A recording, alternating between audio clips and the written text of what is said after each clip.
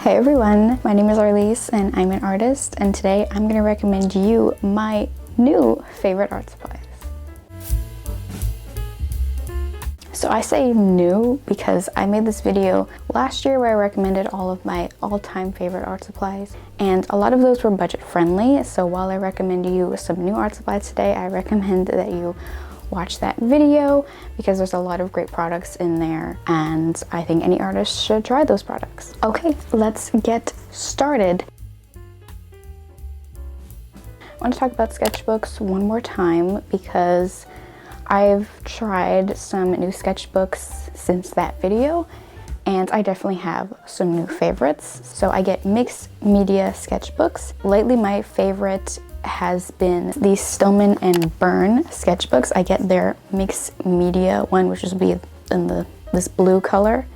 So their beta series. And I started out with this larger one and then I wanted to try a smaller one. So I've been sporting those lately. So this is my most recent one that I started. Nice textured paper.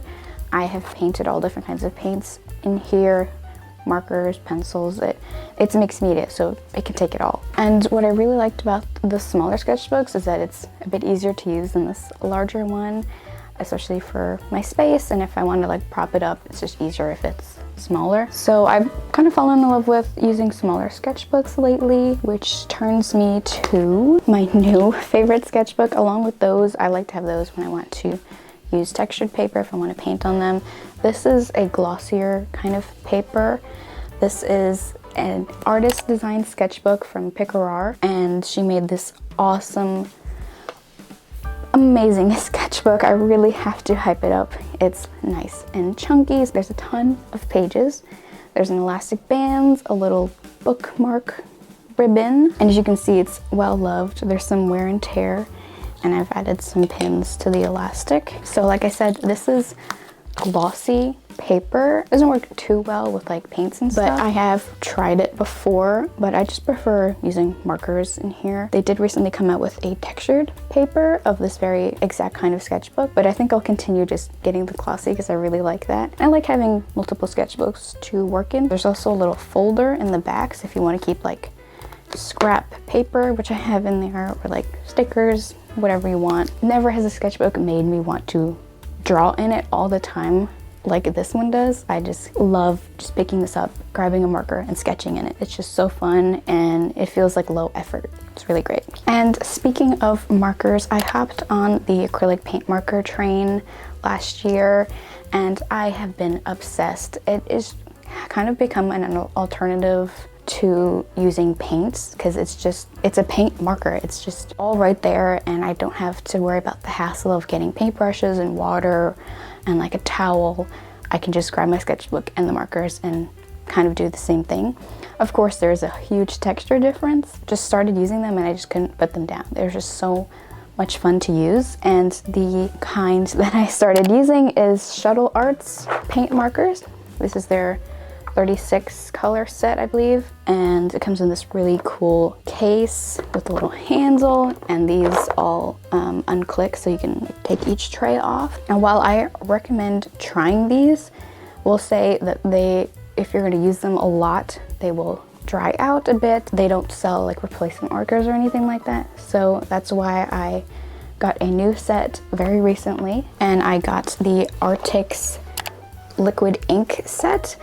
And what's cool about these is that the marker cartridge literally unscrews off, so you can buy replacements since they sell them on their website. And this is the 60 color set, their saturated set. I have videos on my channel reviewing both of these products, so if you want to hear more about how they work and my review and see how the marker works on paper, I recommend watching those videos as well. So I've only used this a few times, but kind of similar to the other paint markers, except they don't work as great as my glossier sketchbook paper, so I have to only like exclusively use these on my mixed media sketchbook because it just doesn't react very well on my glossy sketchbook. So that's the only downside, but they work great on textured paper. The colors are really great. As like I said, this is their saturated color set, so acrylic paint markers are definitely like top favorites, like kind of markers to use, because you can do anything with them.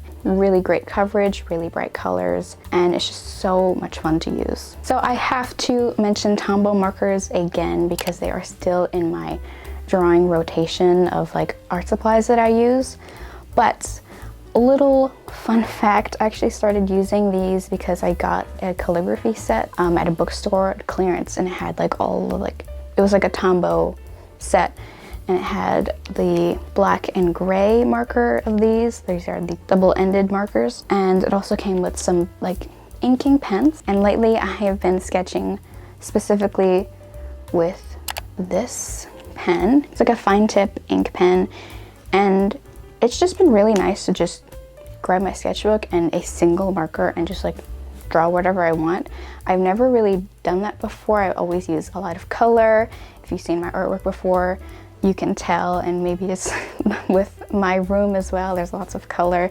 So it's surprising to me that I just liked drawing with black ink, but I've been having lots of fun. So I recommend getting like a black pen, black inking marker or something like that, and just sketch with that, and it's just great for on the go as well. So another favorite art supply of mine that I should have mentioned in my initial video, but the reason will be revealed why, is air dry clay. I love to sculpt with air dry clay. The reason that I didn't do a whole thing about the clay and the clay that I use is because even though it's really cheap and very accessible, it's just not a clay I would recommend, even though I have in the past. And so I wanted to look into new types of air dry clay to try that's works a bit better than that one. And that is, sorry, it's in a bag since it's opened. That is Creative paper clay, and it's a kind of modeling clay, but it is super light, and I believe it's made out of paper. You can kind of feel the texture when you use it. It dries super light, and compared to the other air dry clay that I've used, my like pieces are a bit heavier. This feels heavier in my hand compared to this. It feels like I'm not... See, that's how light it is. It just fell out of my hand.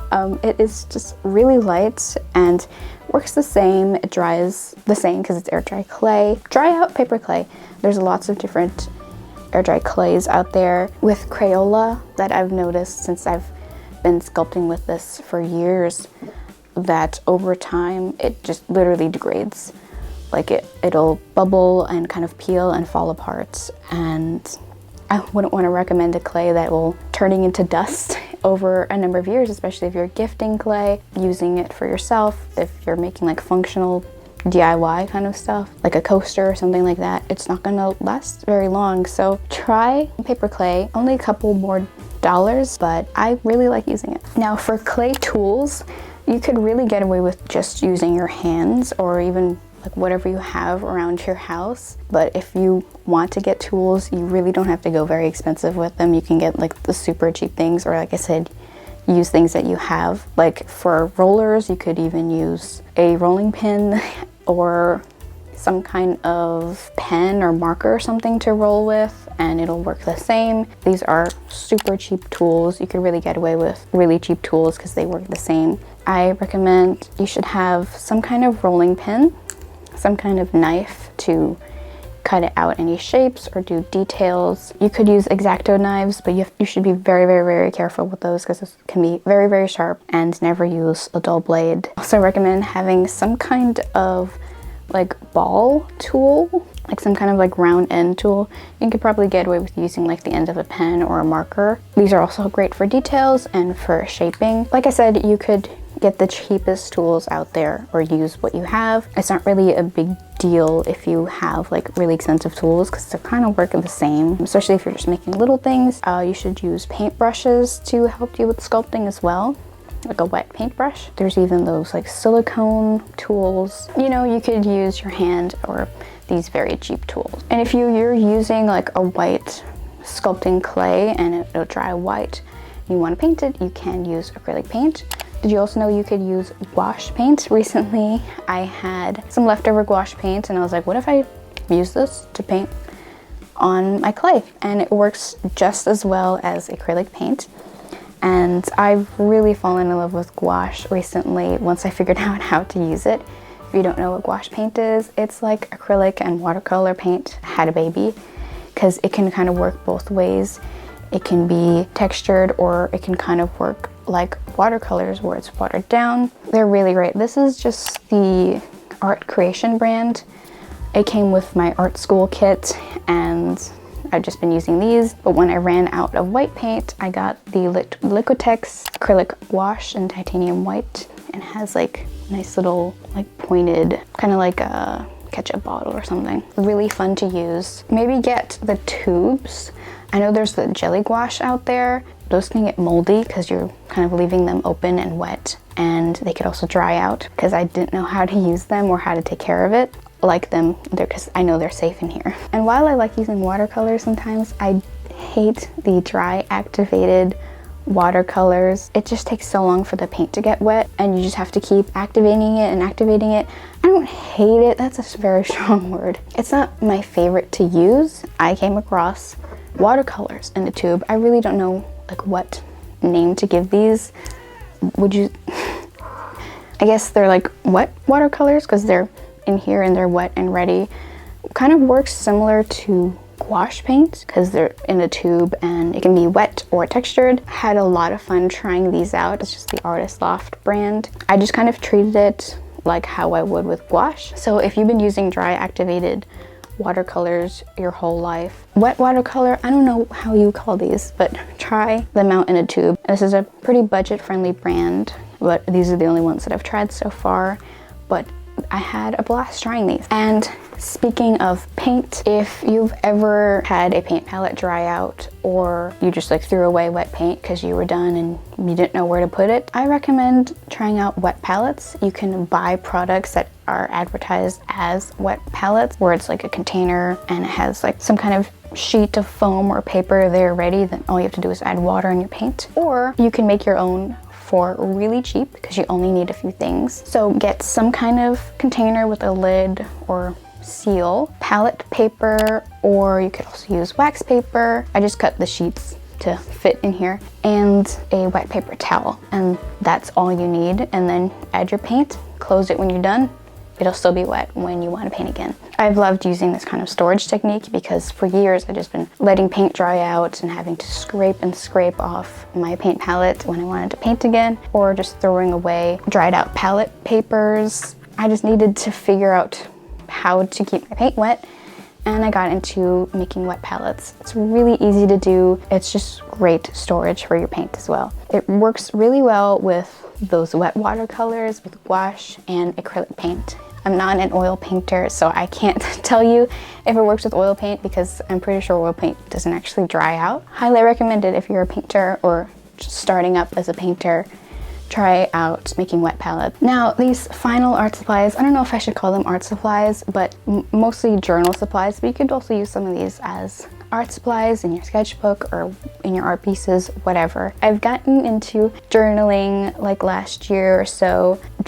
I make my own bullet journals for like my whole planner of the year, and I've also just been, using journals for writing stuff down. So we're gonna speed run all of these little journal supplies. So for journals, I really get anything.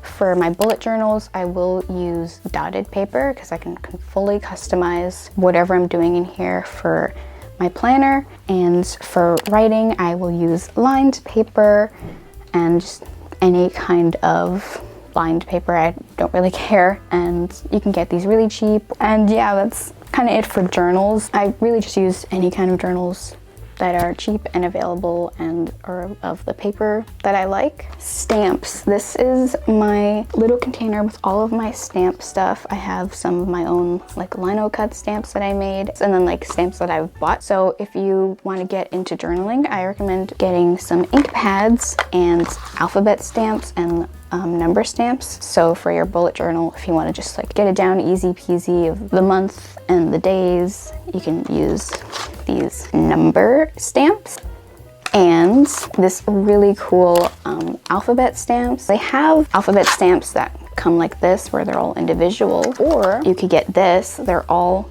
stuck together. They can click together, so you can form words or sentences, because there's even spacer stamps that don't have any letter on them. So these click together, or you can stack them on top of each other. You could make whatever word you want, or you can use them individually, which I'll do sometimes if I want a little bit of variety. I really recommend these for journaling, and if you like to do like little typewriter letters in your sketchbooks, these are great for that too. So a lot of journal people will use washi tape. I don't have a lot of experience with washi tape because I just have these two.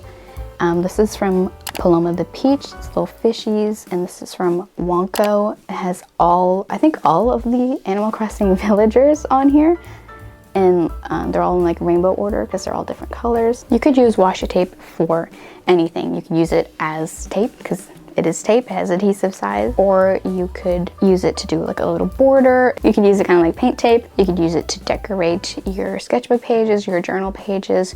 You could really use this for anything. It's very versatile, and if you buy them from small businesses, they'll be super adorable designs that were, you know, loved and hand-drawn by talented people. I recommend just getting like one, and then you'll really fall in love with using it, and especially if they have really adorable designs, or if it's just patterns, simple colors, you can use washi tape for anything. And let's end this off with a bang with one of my favorite things in the world is stickers.